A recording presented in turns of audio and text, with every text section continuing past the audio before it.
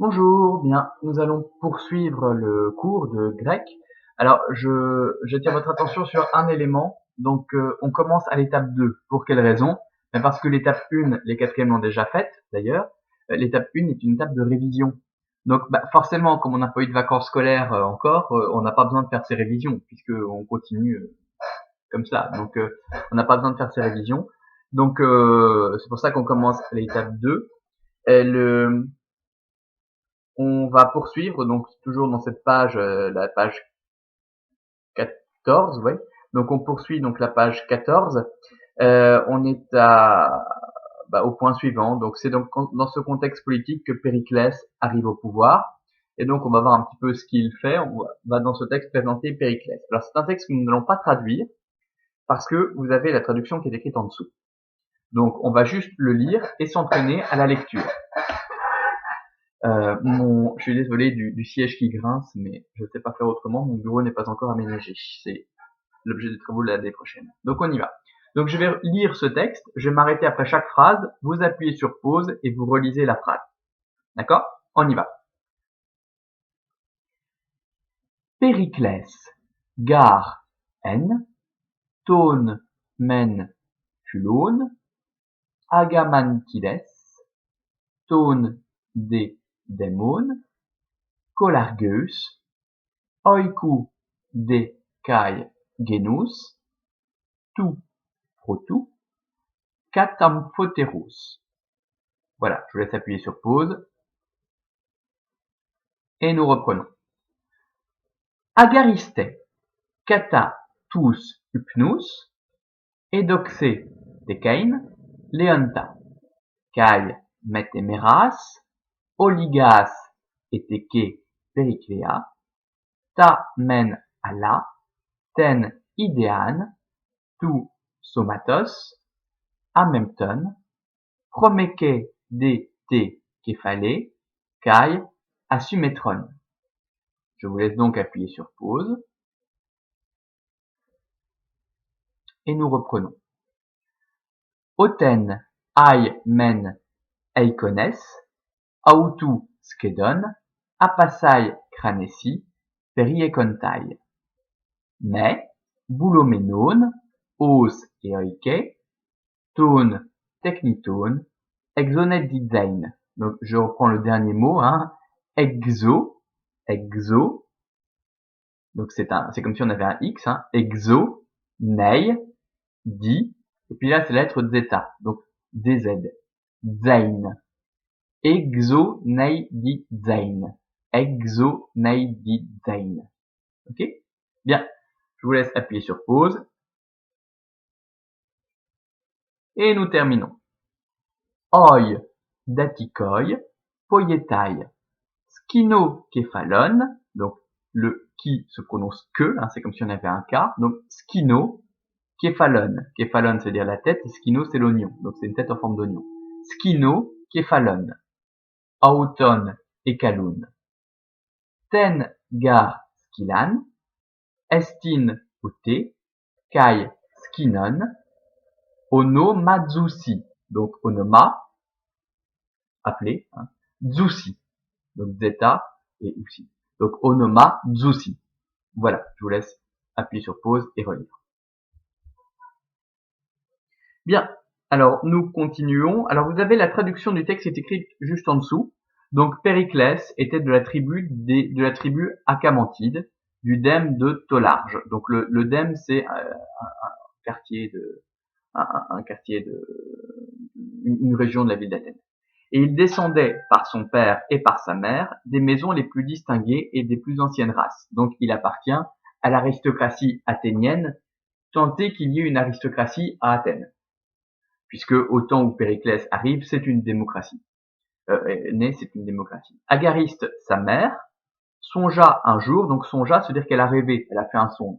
Songea un jour qu'elle avait accouché d'un lion. Et, quelques jours après, elle mit au monde Périclès.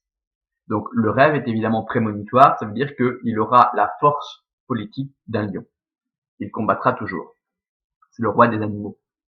Bien conformé dans tous ses membres, donc il n'a pas de défaut physique. Alors dans l'Antiquité, on sait qu'on remodelait le corps des bébés. Donc c'est-à-dire que quand le bébé naît, vous savez que ses os sont encore un peu mous. C'est pour ça que par exemple dans des pays comme l'Inde, quand vous avez des enfants, parfois on tord les membres dans les catégories sociales très pauvres, dans les castes très pauvres en Inde, pour que les enfants soient complètement difformes et handicapés et qu'ils rapportent plus d'argent en mendiant, parce que les gens sont saisis de pitié. Dans l'Antiquité, c'est l'inverse. Donc, enfin non, on le faisait aussi. Hein. Donc, c'est-à-dire que dans l'Antiquité, dans les familles pauvres, quand il y avait un gosse qui était un petit peu difforme, mais ça c'est plutôt chez les Romains que chez les Grecs, et c'est plutôt à l'époque impériale.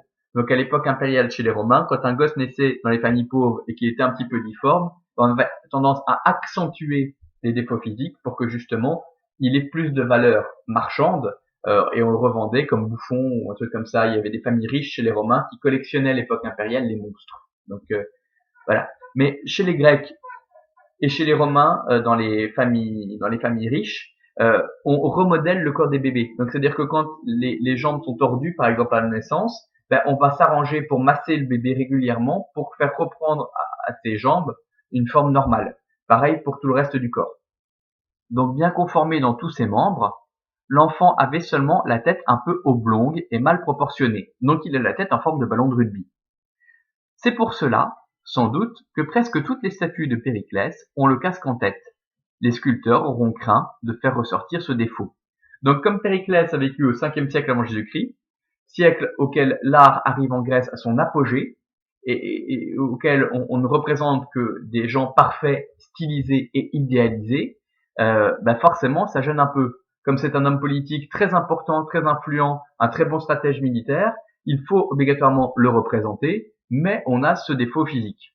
Et donc les artistes vont réussir à cacher ce défaut physique en mettant toujours un casque sur la tête de Périclès.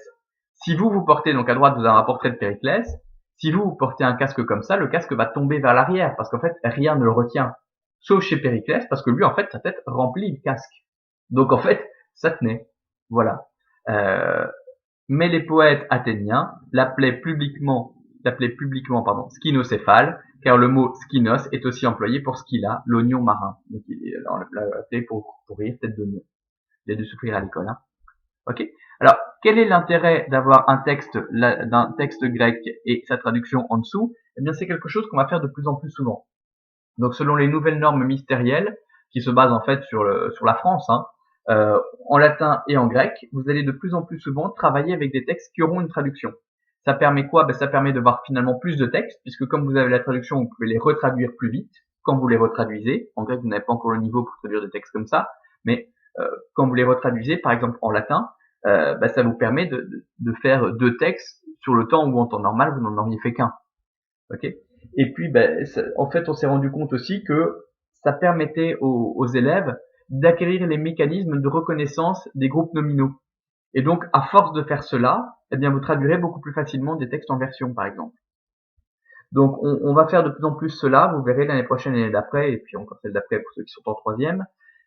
Ici, ça va nous permettre d'étudier la 3e déclinaison sans trop de difficultés. Donc, c'est-à-dire que vous avez remarqué que dans ce texte, vous aviez des mots soulignés. Périclès, Léonta, Héméras, Péricléia, Somatos, Eikonès, Cranécie, Technitone. Donc vous avez 6 mots qui sont soulignés, et ces 6 mots appartiennent en fait à la 3e déclinaison. Et donc dans l'exercice 4, on vous a recopié ces mots. Il y en a plus que 6 en fait. Comme ils sont soulignés en rouge, je les ai pas tous vus. Donc on vous a recopié ces mots et on vous demande de les analyser. Alors comment les analyser? Avec la traduction. Hein. Donc si vous regardez la traduction et si vous regardez les textes, vous allez pouvoir analyser. Alors je vais couper la vidéo, je vous laisse essayer de le faire et on corrige de toute façon ensemble dans la vidéo qui suit. Donc vous prenez la traduction, vous phrase par phrase, vous essayez de repérer le mot qui est souligné au-dessus, hein, et puis vous essayez de l'analyser, au moins grâce au français, hein, puisque la fonction sera la même en français et en grec. Voilà.